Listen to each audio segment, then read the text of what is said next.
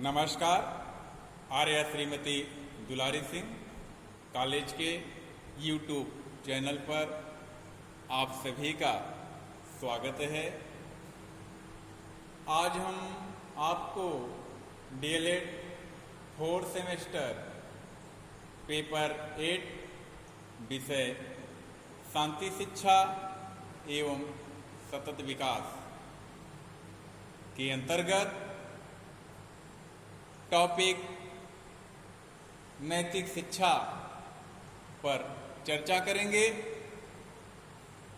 जैसा कि आप सभी लोग यह जानते हैं कि पिछले वीडियो में हमने आपसे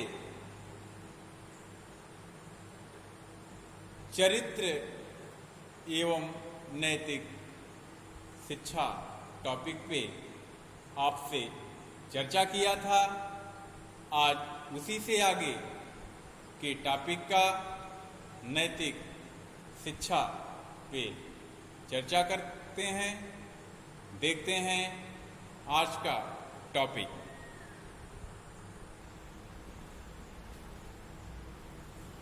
नैतिक शिक्षा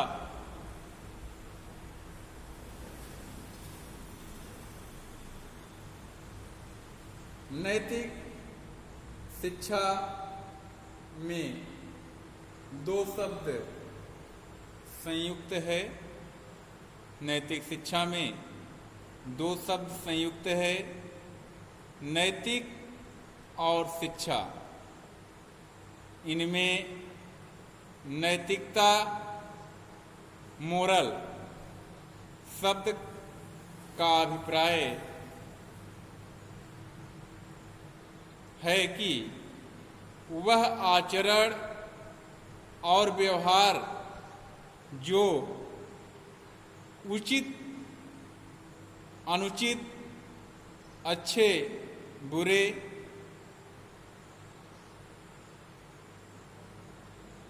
गलत की व्याख्या करता है। दूसरे शब्दों में यदि किसी व्यक्ति का आचरण अच्छा नहीं है तो हम उसके आचरण का अनैतिक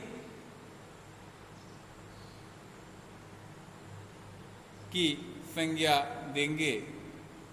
और यदि कोई व्यक्ति सदा सच बोलता है, ईमानदार है, कर्तव्यनिष्ठ है, तो ऐसे व्यक्ति को आचरण को नैतिक कहा जाता है, कहते हैं नैतिक कहा जाएगा।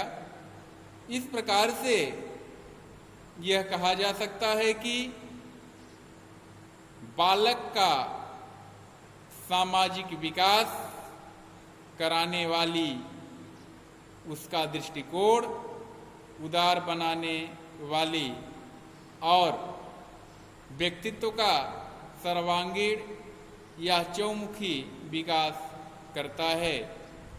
तो इस प्रकार से नैतिकता संबंधी प्रकरण, नैतिक मूल्य, मानवीय गुण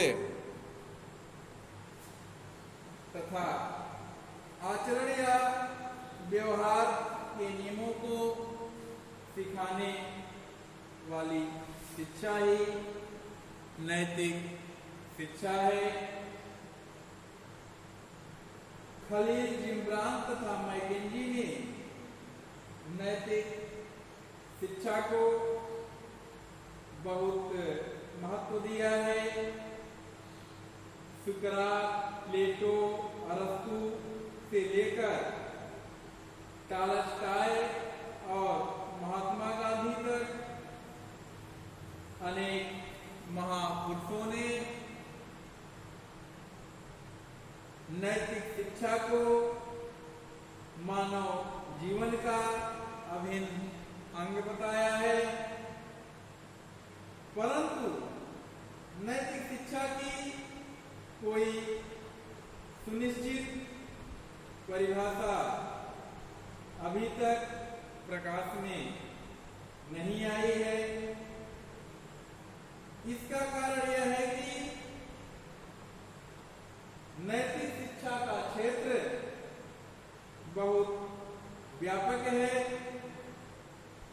यह सामाजिक शिक्षा का अविभाज्य अंग है। नैतिक शिक्षा के अभाव में बालक को समुचित सामाजिकरण नहीं हो सकता है। आइए देखते हैं नैतिक शिक्षा का उद्देश्य जो है, क्या उद्देश्य है नैतिक शिक्षा देने का। नैतिक शिक्षा के उद्देश्य, नैतिक शिक्षा ही बालक के आचरण और व्यवहार में परिवर्तन लाने का उपागम है, जो उसके व्यक्तित्व का सर्वांगीण या चौमुखी विकास करती है। इसी लक्ष्य को ध्यान में रखकर नैतिक शिक्षा के उद्देश्यों का निर्धारण किया गया है, जो निम्नलिखित है। पहला है नैतिकता का विकास। नैतिक शिक्षा का प्रमुख उद्देश्य बालक में नैतिक मूल्यों तथा मानवीय सद्गुणों का क्रमिक विकास करना है। इन तत्वों का विकास होने से बालक नैतिकतापूर्ण आचरण करके स्वयं को, पास पड़ोस को, नगर की, देश और संपूर्ण विश्व की सेवा करने में वह सक्षम हो सकता है। बालक में नैतिकता के 3 तत्व होते हैं: बालक की प्रवृत्ति, बालक की भावनाएं तथा बालक की आदतें।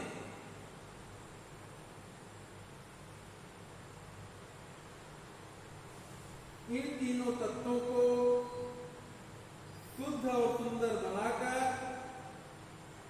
बालक के व्यवहार में यथोचित परिवर्तन लाना ही नैतिकता शिक्षा का उद्देश्य है। नेक्स्ट जो उद्देश्य है देखते हैं।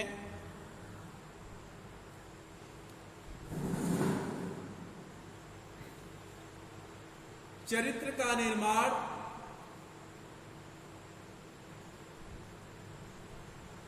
चरित्र ही मनुष्य का सबसे बड़ा धन है। चरित्रवान व्यक्ति ही महापुरुष की पदवी प्राप्त करते हैं। अतः जॉन फ्रेडरिक हर्बर्ट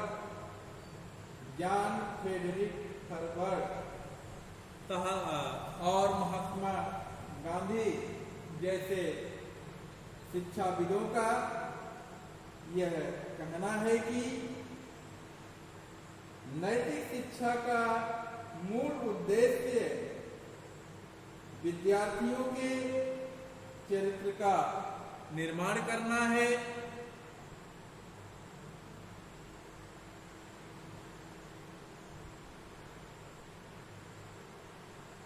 नेक्स्ट, ज्ञानेंद्रियों का प्रशिक्षण। ज्ञानेंद्रियों का प्रशिक्षण, चूंकि जो बालक होता है उनकी जो ज्ञानेंद्रियां हैं उनको प्रशिक्षित करने के लिए सदैव प्रयास होना चाहिए और बालक के ज्ञानेंद्रियों का प्रशिक्षण तभी होगा जब देखा गया है कि बालक का संपूर्ण व्यवहार उसकी ज्ञानेंद्रियों से परिसंचालित और प्रभावित होती है। अतः नैतिक शिक्षा का एक उद्देश्य बालक की कल्पनाशीलता और उसकी चिंतन शक्ति, स्मृति, संकल्प और आत्मनिर्णय जैसी मानसिक गुणों का विकास ज्ञानेंद्रियों के प्रशिक्षण से संभव होता है। तो सदैव बालक के ज्ञानेंद्रियों के प्रशिक्षण के लिए उक्त वातावरण का होना अति आवश्यक है, जिससे उनको नैतिक शिक्षा मिल सके। तो इस प्रकार से उनको वातावरण मिलना चाहिए। नेक्स्ट देखते हैं मानसिक शक्तियों का विकास। मानसिक शक्तियां जो हैं, मानसिक शक्तियों का जो विकास है वह बालक का, चूंकि मानसिक विकास तभी संभव होता है जब उसकी मानसिक शक्तियां विकसित होती हैं। जब बालक की मानसिक शक्तियां विकसित होंगी तभी बालक का मानसिक विकास भी संभव होगा, तीव्र गति से डेवलप करेगा, बढ़ेगा। इस प्रकार से स्वस्थ अगर मानसिक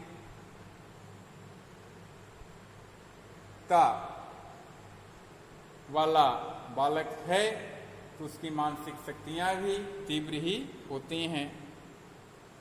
नेक्स्ट जो है वह है तर्क शक्ति का विकास। तर्क शक्ति का विकास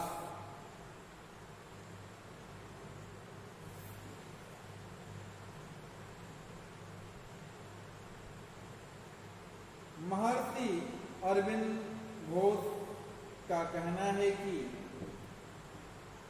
बालक की मानसिक शक्तियां उस अवस्था में ही क्रियाशील होंगी जब उसकी तर्क शक्ति का विकास किया जाएगा। तर्क शक्ति के सहारे बालक न केवल अपना चारित्रिक विकास करेगा वरन नैतिक गुणों का भी स्वामी बन सकेगा। इस प्रकार से यह देखा गया है कि तर्क शक्ति का विकास मानसिक शक्तियां पर ही निर्भर करती हैं। वह यह कि जब तक बालक की मानसिक शक्तियां क्रियाशील नहीं होंगी तब तक तर्क शक्ति का भी विकास संभव नहीं है। नेक्स्ट जो उद्देश्य है वह है आध्यात्मिक विकास का। आध्यात्मिक विकास नैतिक शिक्षा का अंतिम लक्ष्य बालक का आध्यात्मिक विकास करना है, जिससे वह अपने लौकिक जीवन को सरल बना सके और पारलौकिक जीवन में मोक्ष प्राप्त कर सके। महर्षि अरविंद घोष के अनुसार नैतिक शिक्षा का मुख्य उद्देश्य बालक में विकसित होने वाली आत्मा का विकास करना है। जो कुछ बालक में सर्वोत्तम है उसे प्रकट करना तथा उसे श्रेष्ठ कार्य करने के लिए कोड बनाना है। इस प्रकार से आध्यात्मिक शक्तियों का आध्यात्मिक विकास होता है। नेक्स्ट जो अन्य उद्देश्य हैं नैतिक शिक्षा के, वह यह है कि वर्तमान भारत में नैतिक शिक्षा एक अनिवार्यता बन गई है। भारतीय शिक्षा शास्त्रियों ने भावात्मक एकता का विकास, नेतृत्व के गुणों का विकास, निस्वार्थ कार्य की प्रेरणा, आदर्श नागरिकता का विकास, सांस्कृतिक भावना का विकास जैसे श्रेष्ठ उद्देश्यों को भी नैतिक शिक्षा के पाठ्यक्रम में सम्मिलित किया है, जिससे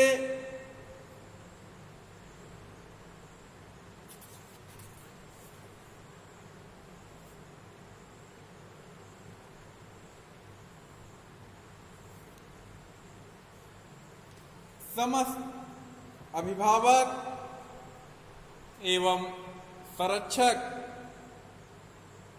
अपने बालक का विकास सामाजिक व्यवस्था के अनुकूल चाहते हैं। जब भी बालक का व्यवहार समाज विरोधी गतिविधियों के रूप में होता है, तब उसे सामाजिक अपराध की संज्ञा दी जाती है। दूसरे शब्दों में हम कह सकते हैं कि समाज अनुकूल विकास की प्रक्रिया बालक में उन गुणों एवं योग्यताओं के विकास की अपेक्षा करती है जिनकी समाज में विशेष आवश्यकता होती है। उसके बालक का विकास समाज के अनुकूल हो। समाज अनुकूल विकास की प्रक्रिया को ही स्वस्थ एवं नैतिक शिक्षा के रूप में देखा जाता है।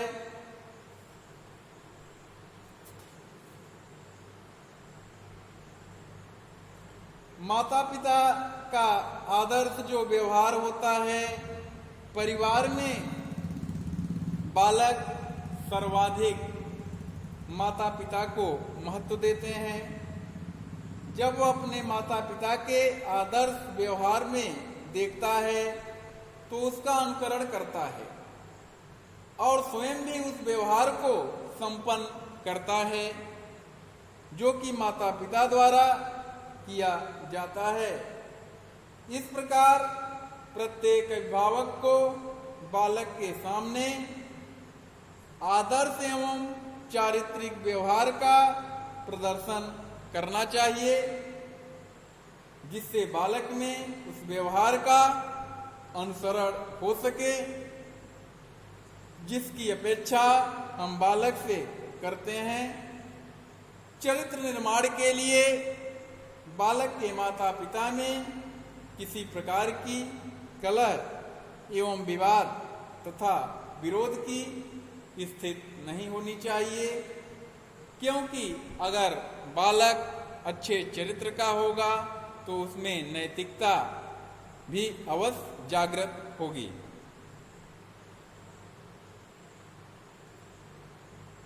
इस प्रकार बालक के नैतिक व्यवहार परिवार से, समाज से अनेक प्रकार की नैतिक गतिविधियों को वह सीखता है। तो आज का टॉपिक यहीं पे समाप्त करते हैं। और आपसे नेक्स्ट वीडियो में फिर मिलेंगे। और अगला जो हमारा टॉपिक होगा वह होगा समाज अनुकूल विकास की विशेषताएं और विकास के लिए समाज अनुकूल के प्रमुख उपाय क्या हैं, इस पे चर्चा करेंगे। तो फिर हम मिलते हैं आपसे नेक्स्ट वीडियो में। तब तक के लिए नमस्कार, धन्यवाद।